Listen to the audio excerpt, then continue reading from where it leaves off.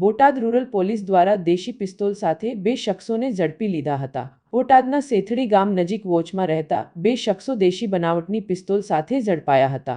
બોટાદ પોલીસે સફેદ કલરની સ્વિફ્ટ કારને રોકીને તપાસ કરતા તેમાંથી દેશી બનાવટની પિસ્તોલ મળી આવી હતી।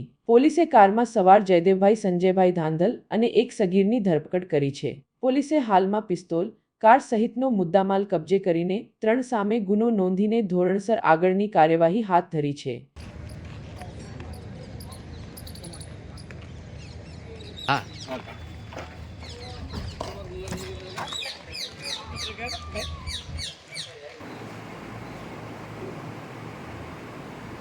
ચાલુ બોલે ફોટો આવી ગયો।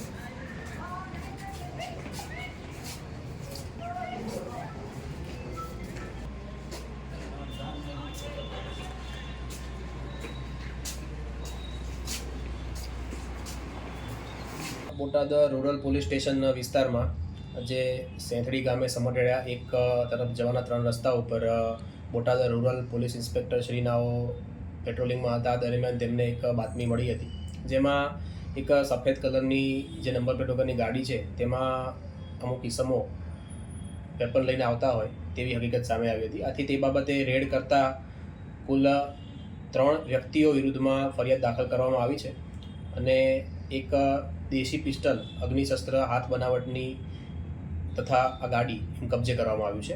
આ બાબતે બોટાદ રૂરલ પોલીસ સ્ટેશનમાં આર્મ્સ એક્ટ મુજબનો ગુનો દાખલ કરવામાં આવ્યો છે અને જેમાં આરોપીની વિગત જોઈએ તો એક જયદેવભાઈ સંજયભાઈ છે તેઓ, અને તેમની સાથે એક બાળ કિશોર છે, અને આ પૂછપરછ દરમિયાન જયદીપભાઈ ઉમેદભાઈ ખાચર નામના જે વ્યક્તિ છે તેમની પાસેથી આ પિસ્તલ લાવેલા હોય તેવી હકીકત જણાવી છે। આમ તેમના વિરુદ્ધમાં ગુનો દાખલ કરવામાં આવ્યો છે।